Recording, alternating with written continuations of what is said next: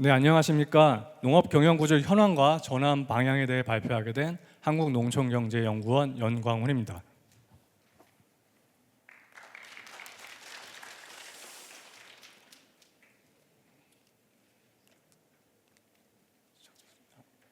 네. 좀 작동이 좀 잘 안 돼서요. 잠시만 좀 기다려 주시면 감사하겠습니다.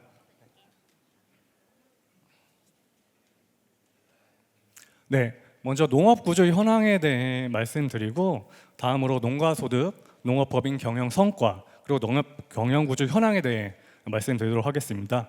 그리고 마지막으로는 농업경영구조 전환 방향에 대해 이야기 나누도록 하겠습니다. 먼저 왼쪽에 보시는 그림은 우리나라 농업의 실제 GDP를 나타내는 그래프인데요. 지속적으로 상승하다 2015년 이후부터는 전반적으로 감소하는 경향을 나타내고 있는 것을 볼 수 있습니다. 그리고 오른쪽에 보이시는 그 막대 그래프의 경우에는 우리나라 농업의 총 요소 생산성이 전년 대비해서 얼마나 증가했는지를 보여주는 그래프입니다. 2000년 이전에는 증가하는 경향을 보였지만 2000년대 이후에는 급감하는 모습을 확인할 수 있습니다. 이처럼 여러 지표가 우리나라 농업이 성장 정체에 있음을 보여주고 있습니다. 왼쪽에 보시는 그래프는 우리나라의 농가 수와 농가 인구가 과거에 비해서 크게 감소했음을 나타내는 그래프입니다. 그리고 오른쪽에 보시는 그래프는 50세 미만 경영주의 비율은 감소한 데 비해 70세 이상 경영주의 비율은 큰 폭으로 증가한 것을 보이고 있어서 농가 인구 감소와 농가의 고령화가 우리 농업의 문제 중에 하나임을 알 수 있습니다. 다음으로 농가소득 현황에 대해 말씀드리겠습니다. 우리나라 농가소득은 2003년 이후 지속적으로 증가해오고 있습니다. 그런데 여기서 주목할 만한 점은 농업소득이 농가소득에서 차지하는 비율은 감소한 데 비해 이전 소득이 농가소득에서 차지하는 비율은 큰 폭으로 증가한 점입니다. 농가소득에 대해서 좀 더 심층적으로 살펴보기 위해서 0.5헥타르 미만의 소규모 농가가 우리나라 전체 농가에서 차지하는 비율을 한번 살펴봤습니다. 2003년의 경우에는 35.5%였는데요. 2023년의 경우에는 절반 이상인 52.6%로 증가했습니다. 그렇다면 이러한 0.5헥타르 미만 농가의 농가소득은 어떠한지 한번 살펴봤습니다. 먼저 농업소득이 농가소득에서 차지하는 비율이 3%에 불과한 것으로 나타났습니다. 반면에 농업보조금의 경우에는 농업소득의 약 1.2배에 달하고 있습니다. 그렇다면 도시근로자와 우리 농가의 소득을 한번 비교해보면 어떨까 한번 살펴봤는데요. 1인 이상 도시근로자 가구의 연소득 평균은 약 7천여만 원입니다. 이에 비해서 농가소득 평균은 약 5,100만 원으로 좀 낮은 편이고요. 그리고 보다 규모화된 농가라고 할 수 있는 3에서 5헥타르 미만의 농가의 경우에도 약 6,300만 원으로 도시 근로자 가구의 연평균 소득보다는 낮은 상황입니다. 다음으로 농업법인에 대해서 한번 살펴보겠습니다. 우리나라의 농업법인 수는 2003년 이후 지속적으로 증가하고 있고 이에 따라 전체 매출액 역시 함께 증가하고 있습니다. 그리고 농업법인에서 고용하고 있는 상시 종사자 수 역시 큰 폭으로 증가해 왔습니다.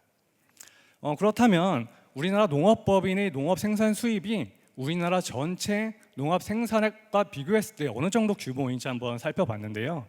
2000년의 경우에는 5% 미만으로 낮은 수준이었다면 2022년의 경우에는 20% 수준으로 매우 큰 폭으로 증가한 것을 확인할 수 있습니다. 다음으로 농업법인당 매출도 살펴봤습니다. 약 2009년까지는 농업법인당 매출이 증가하는 경향을 보였는데요. 그 이후에는 정체를 보이다가 최근 한 2022년 전후로 해서 증가하는 것을 볼 수 있습니다. 그리고 영업이익과 당기순이익 같은 경우에는 과거 2000년대에 비해서는 지속적으로 증가한 것을 볼 수 있습니다. 하지만 주목할 만한 점은 매우 큰 변동성을 보이고 있다는 점입니다. 다음으로 농업경영구조 현황에 대해 말씀드리겠습니다. 먼저 농업경영구조라는 용어가 매우 생소하게 느껴지실 텐데요. 농업경영구조란 농업경영의 주체가 대내 환경하에서 경영 목적 달성을 위해 수행하는 의사결정의 형태 그리고 그 결과를 의미합니다. 이 농업경영구조에서 매우 중요한 요소가 바로 농업경영의 의사결정인데요. 우리 농업인분들은 의사결정을 위해서 다양한 전략을 사용하고 계십니다. 이 중 대표적인 전략이 바로 차별화 전략과 원가 전략, 경영 규모 확대인데요. 차별화 전략의 경우에는 새로운 품목이나 품종을 재배하는 것, 그리고 새로운 분야로 사업을 확대하는 것, 그리고 새로운 판매처를 확보하거나 거래 방식을 도입하는 것이 포함됩니다. 그리고 브랜드를 개발하거나 제품을 홍보하고 품질 향상을 위한 새로운 기술을 도입하고 또 적용하는 것도 있습니다. 그리고 원가 전략의 경우에는 매우 잘 아시는 것처럼 경영비 절감을 위해서 투입재를 절약하고 고용 노동력을 축소하는 것이 있고, 또한 원가 절감을 위해서 새로운 기술을 도입하는 것도 있습니다. 그리고 경영 규모 확대의 경우에는 경지 면적이나 자본 투입을 확대하는 것도 있고, 노동력의 경우에는 양적인 확대뿐만 아니라 질적인 확대도 포함한다고 말씀드릴 수 있습니다. 저희 한국농촌경제연구원에서는 작년에 농업 경영 구조와 관련된 연구를 수행했습니다.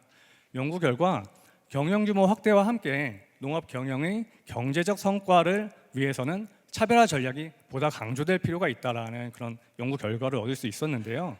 이에 대해서 좀 더 자세히 설명을 드리면, 농업인의 경영 역량이 높아질 경우에 차별화 전략에 대한 의향이 더 높아지는 것으로 나타났고, 이것이 미래의 경제적 성과나 경영 규모 확대로 연결되는 것으로 나타났습니다.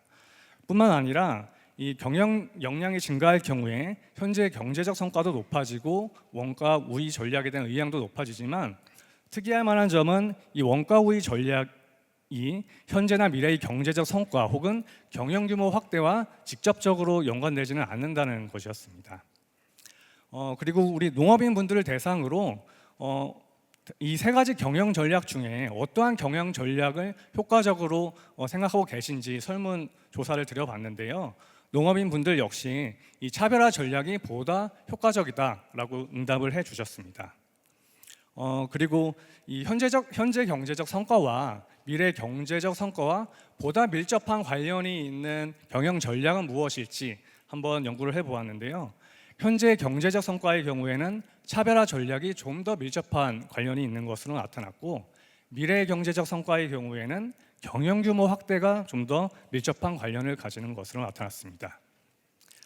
그렇다면 어떠한 특성을 가진 농업인 분들이 차별화 전략 활용에 대한 의향이 높을까라는 주제로 한번 연구를 해보았는데요. 먼저 경영주의 연령이 낮을수록, 그리고 학력 수준은 높을수록, 그리고 영농조합 법인이나 농업회사 법인에 참여할 경우, 그리고 전문 교육을 수강할 경우에 농업인 분들이 경영 역량이 더 높은 것으로 나타났고, 이것이 차별화 전략 활용 의향을 결과적으로 높이는 것으로 연구 결과가 나타났습니다.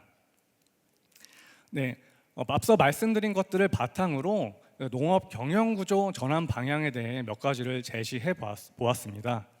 먼저 앞에서도 말씀을 드렸는데요. 이 경영 규모 확대와 함께 농업 경영의 경제적 성과, 즉 농업 성장을 위해서는 차별화 전략이 보다 강조될 필요가 있겠다라는 그런 시사점을 얻을 수 있었습니다. 그리고 차별화 전략 활용을 위해서는 교육을 통해서 농업인들의 경영 역량을 높일 필요가 있겠다라는 시사점을 얻을 수 있었는데요. 여기서 경영 역량은 기회를 창출하거나 기획, 운영, 관리, 그리고 기술 활용, 그리고 자원을 조달하고 또 네트워킹을 하는 것, 그리고 경험을 통해서 학습하는 모든 역량을 포함하고 있습니다. 그리고 경영 효율화를 통해서 농가의 경우에는 농업 경영비를 절감하는 것도 매우 중요할 것이고요. 농업 법인의 경우에는 지금까지는 양적 성장에 몰두해 왔다면 앞으로는 양적, 질적 동방 성장을 추구할 필요가 있겠다는 시사점을 얻었습니다. 그리고 그 성공 사례로는 그 주주형 이모자 공동영농 모델을 도입한 문경의 늘봄 영농조합 같은 성공 사례를 찾아볼 수 있고, 앞으로는 이러한 성공 사례를 좀 더 확산하는 것이 필요하지 않을까 생각해 보았습니다. 그리고 마지막으로 농업인의 연령이 낮을수록 차별화 전략에 대한 의향이 강한 것으로 나타났고, 또 경제적 성과 역시 높은 것으로 나타났기 때문에 앞으로는 그 농업인의 세대 전환을 우리가 관심을 갖고 좀 추진해 나갈 필요가 있지 않을까 생각했습니다. 네, 이것으로 발표를 마치겠습니다. 경청해 주셔서 감사합니다.